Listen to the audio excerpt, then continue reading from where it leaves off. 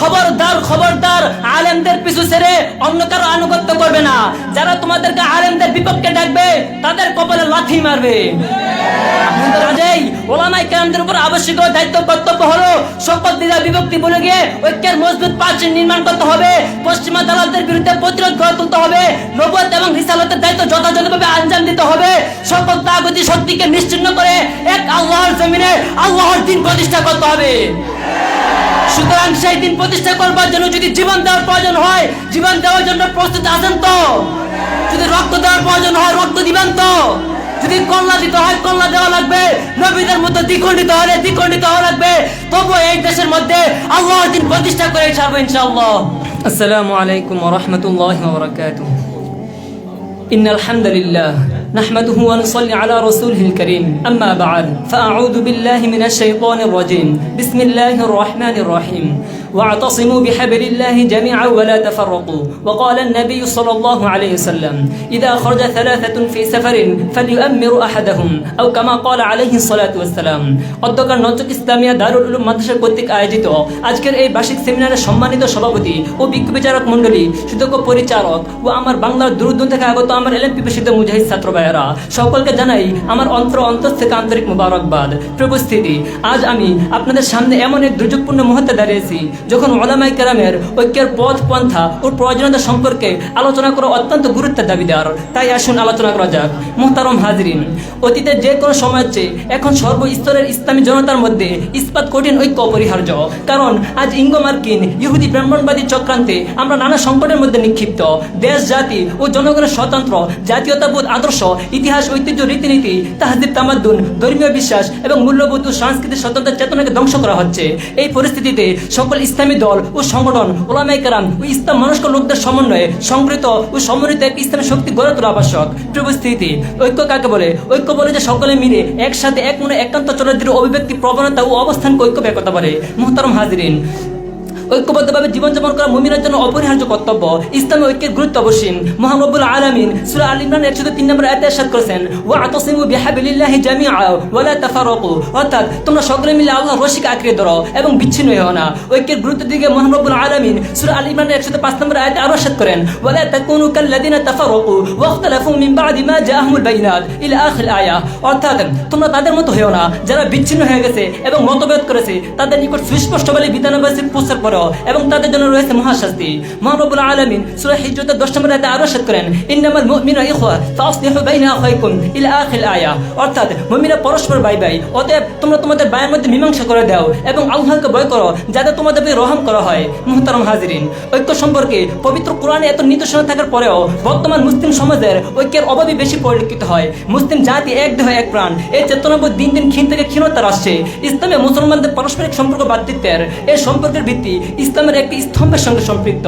যে কেউ তার স্বীকৃতি দিবে সে এর ভ্রাতৃত্বের বন্ধনে আবদ্ধ হবে। মুহতারাম হাজিরিন, ঐক্য বজায় রাখার ব্যাপারে মহান রব্বুল আলামিন এবং রাসূল সাল্লাল্লাহু আলাইহি ওয়াসাল্লাম অনেক তাকিদ দিয়েছেন। হযরত আবু সাঈদ খুদরি রাদিয়াল্লাহু তাআলা আনহু থেকে বর্ণিত, তিনি বলেন, রাসূল সাল্লাল্লাহু আলাইহি ওয়াসাল্লাম ইরশাদ করেছেন, ইযা খারাজা সালাসাতুন ফি সাফারিন ফালইউআমিরু আহাদাহুম, অর্থাৎ তিনজন লোক কোনো সফরে বের হলে তারা যেন তাদের মধ্য থেকে একজনকে আমির বানায়। হাদিসটি আবু দাউদ শরীফের 2604 নম্বর। হযরত আবু হুরায়রা রাদিয়াল্লাহু তাআলা আনহু থেকে বর্ণিত, তিনি বলেন, রাসূল সাল্লাল্লাহু আলাইহি ওয়াসাল্লাম ইরশাদ করেছেন, মান খারাজা মিনাত তাআতি ওয়া ফারাকাল জামাআতা সুম্মা মাতা মাইতাতান জাহিলিয়াতান, অর্থাৎ যে আনুগত্য থেকে বের হয়ে গেছে এবং জামাত থেকে বিচ্ছিন্ন হয়ে গেছে অথবা মৃত্যুবরণ করেছে, যার মৃত্যু হবে জাহিলিয়াতের মৃত্যু। হাদিসটি মুসলিম শরীফের 1448 নম্বর। হযরত আবু হুরায়রা রাদিয়াল্লাহু তাআলা আনহু থেকে আরো বর্ণিত, তিনি বলেন, রাসূল সাল্লাল্লাহু আলাইহি ওয়াসাল্লাম ইরশাদ করেছেন, ইন্নাল্লাহা ইয়ারদা লাকুম সালাসান ওয়া ইয়াকরাহু লাকুম সালাসান ফায়ারদা লাকুম আন তা'বুদুহু ওয়া লা তুশরিকু বিহি শাইআ ওয়া আন তা'তাসিমু বিহাবলিল্লাহি জামিআ ওয়া তাফারাকু, অর্থাৎ নিশ্চয় আল্লাহ তাআলা তোমাদের জন্য তিনটা জিনিস পছন্দ করেন এবং তিনটা জিনিস অপছন্দ করেন। সুতরাং যে তিনটা জিনিস তোমাদের জন্য পছন্দ করেন, এক নম্বর হচ্ছে তোমরা তার ইবাদত করবে এবং তার সাথে কাউকে শরীক করবে না এবং সকলে মিলে আল্লাহর রশিকে আঁকড়ে ধরবে এবং বিচ্ছিন্ন হবে না। হযরত আব্দুল্লাহ ইবনে ওমর রাদিয়াল্লাহু তাআলা আনহু থেকে বর্ণিত, তিনি বলেন, রাসূল সাল্লাল্লাহু আলাইহি ওয়াসাল্লাম ইরশাদ করেছেন, لا تجتمع أمتي على ضلالة ويد الله مع الجماعة ومن شد إلى النار, অর্থাৎ আমার উম্মত গুমরাহের ঐক্যবদ্ধ হবে না, আল্লাহর মদদ আছে জামাতের সঙ্গে। জামাত ছেড়ে যে দল ছেড়ে জীবনযাপন করে, দল ছেড়ে একাকী তাকে জাহান্নামের দিকে নিক্ষেপ করা হবে।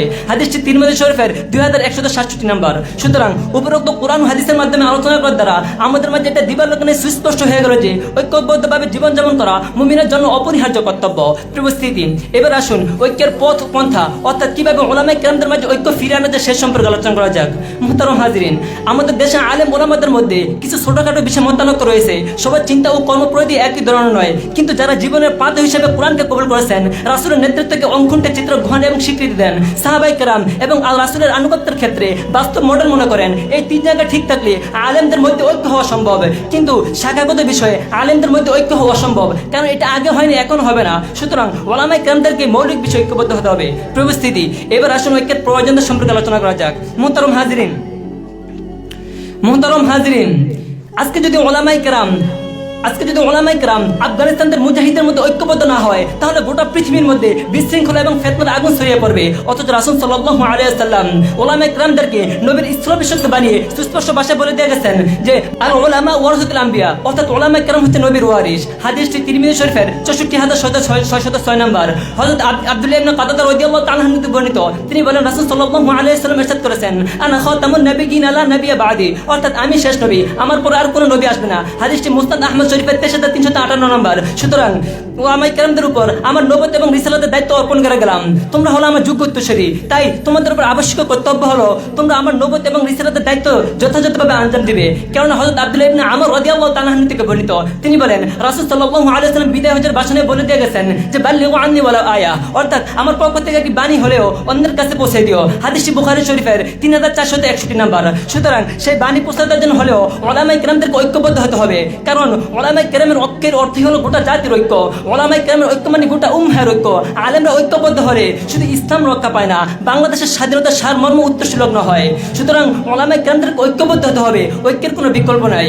মুহতারাম হাজিরিন, আজকে যদি ওলামায়ে কেরাম তাদের জিম্মাদারি যথাযথভাবে আদায় করতে পারে, ওলামায়ে কেরাম যদি নববীর নিয়ামতের জিম্মাদারি কাঁধে তুলে নেয়, আলেম সমাজ যদি যথাযথ অর্থে তাদের দায়িত্ব পালন করতে পারে, আল্লাহর কসম খেয়ে বলতে পারি সারা দুনিয়া ঐক্যবদ্ধ হয়ে আল্লাহর দ্বীনের একটা বাঁকা পশম সোজা করতে পারবে না। সুতরাং তুমি যদি ইমানদার হয়ে থাকো, খবরদার আলেমদের পিছু ছেড়ে অন্য কারো আনুগত্য করবে না। যারা তোমাদেরকে আলেমদের বিপক্ষে ডাকবে, তাদের কপালে লাথি মারবে।